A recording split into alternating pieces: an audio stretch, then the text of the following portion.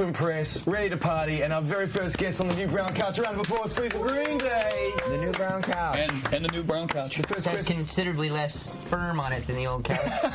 It has not been couch tested. Change that. Hasn't been couch tested properly. It has. Well, that's exactly what you're here to do today, gentlemen. Ask her a few questions, and of course, the first one comes from Roy their Pickle. What do you think of the new brown couch? You feeling it? I like vinyl. I'm feeling it. I'm big on vinyl. Yeah, me too. I think vinyl's the new leather. That's what I've been told. Anyway, you guys were up last night. You were having a good time, I believe. You had some fine Japanese food and some excellent wine, and celebrated your recent success. I'd like to say congratulations individually for having a #1 album around the world, man. Because you absolutely deserve it. Thank you. So yeah, let's just talk a little bit about sort of the last sort of week of your lives, because to find out that it goes #1 in America in your home country, and then it goes #1 in the UK, and then in Japan, and then 1 across the board. Is it something that you even remotely expected after you finished American Idiot? I don't know. I mean, maybe. Expected isn't the word. Probably hoped for. Yeah. Yeah. I mean, it's really cool but there's always that doubt in your mind, no matter what, especially when you work on a record that's is not like kind of what's going on right now. So, so you just, it's like, and growing up punk rock is a bit of a defeatist attitude too. It's like, whatever, we'll see what happens.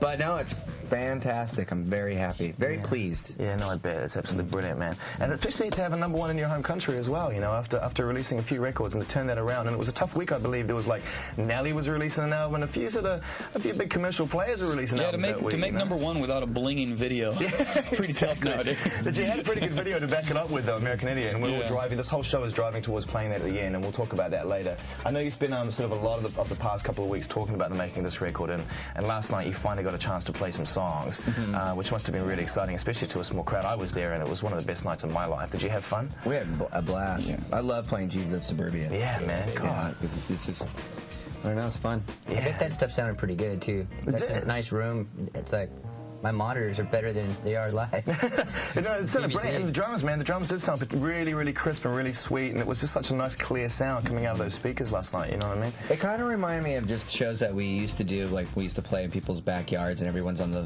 floor level. Yeah. No stage, eye to eye looking at them. Yeah, just like, playing this, like, small clubs and things like that. Falling over and knocking over the microphone stands. Someone actually said to me it was like watching, like, the best band you've ever seen in the lunch canteen. In the canteen at lunchtime, you know what I mean? We're going to start this whole thing off right now. Welcome to Paradise. This is a live version taken from an old performance on 120 Minutes. You know the one I'm talking about? Yeah, all right, let's check it out.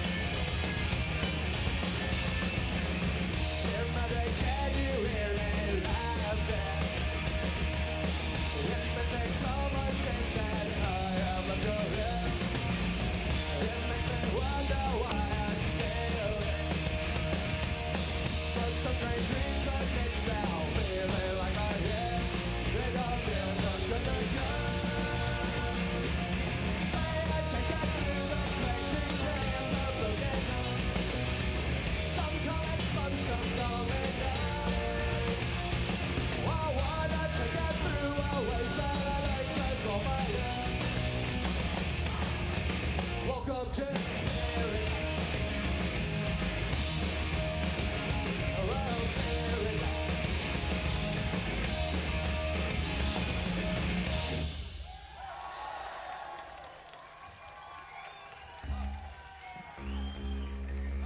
very much. 120 minutes, rest in peace. Matt Pinfield. That's a great video from Green Day. I love that band. Speaking of green, I remember this guy was wearing a green t-shirt once in this other band called such and such, and 10 minutes later. Let me just...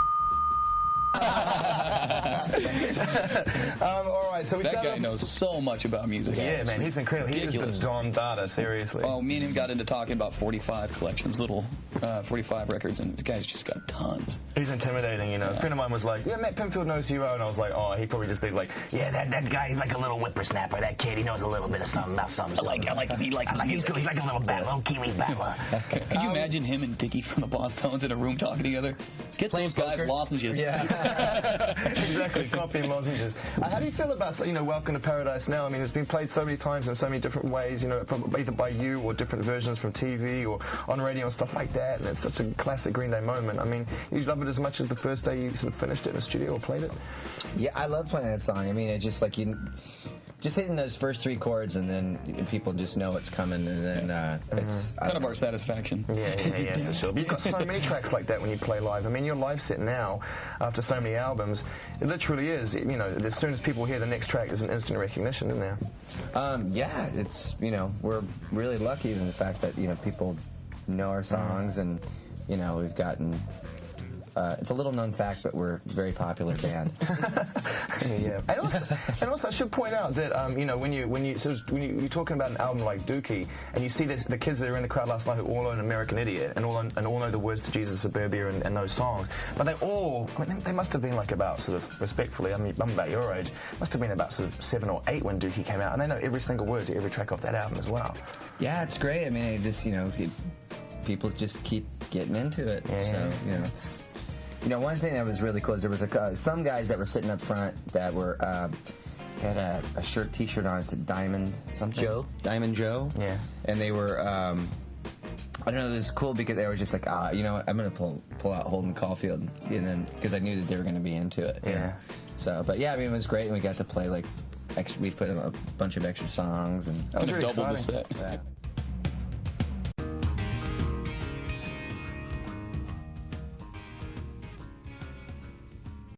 So Dookie, man, what are your memories of that album? Because that's when things went crazy. You'd released 39 Smooth, obviously Kaplank, and then Dookie came out and boom, you know, Woodstock, legendary performance with the mudslinging match.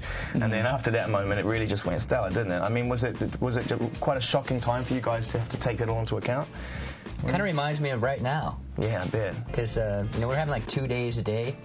So and then like the whole night to party. So it's pretty like pretty wild. I think we enjoy it a little more right now because things were moving so fast back then, and you know, plus we were touring just relentlessly, which now I think we really know how to enjoy our touring even more. Yeah. Because we've got more songs to play. Did you find it particularly difficult? I mean, were there sort of moments when you were like, man, this is not what I signed up for when I wanted to be in Green Day, this kind of selling 9 million albums and just literally finding yourselves becoming mainstream property? You know? Well, I think we really wanted to have longevity. That was a concern. But, you know, I mean, just like, because every time we write a song, we want it to be timeless, because that's what our favorite songs are. Yeah. So, you know, I think there was a fear because, you know, at that time, you know, Dookie was just getting so big, and it was like, when things snowball like that, it becomes out of your control. Yeah. So, but, I mean, but we just said, you know, let's just work hard and, you know, work on, just as hard on our other albums as we did on that one. And, you know. It's worked out, man. Here you are. Number one. That's right. Number one all around the world, American Idiot. And we're driving. I definitely want to talk about American Idiot in some detail a little bit later on the show, but because we're going to check out Basket Case right now, and that's a pretty classic video. Do you have any memories from doing that video? You know, the mental asylum sort of takeoff. That was a real asylum, actually. Was it seriously? Yeah. It's Agnew Developmental Center in Palo Alto, California. And could you like sense the? We were in the condemned ward. There was at one point I'd throw it. Like this big lead trash can through a window. Yeah. It's kind of scary because it's real glass and real heavy trash can. But I throw it through there, and it was in a dental office, and it was real dental moldings in there with like broken, grinded teeth. moldings of people's teeth and stuff, and it was just, you can imagine the torment in there. You see like all these like, fingernail scrapings on the walls and stuff, and it was just like, it was like crazy poetry. It was the real One Flew Over the Cuckoo's Nest sort of stuff, you know, just like, it was more like Brazil though, you know. Yeah. That had kind of Definitely the same very factor. place. It's really effective the way it came out as well. movie, It's man. awesome grading as well, the way it all sort of jumps out and stuff. Let's check it out right now. This is Basket Case Green Day. You're joining us all day today on Gonzo. Well, I say all day Gonzo style for the entire show.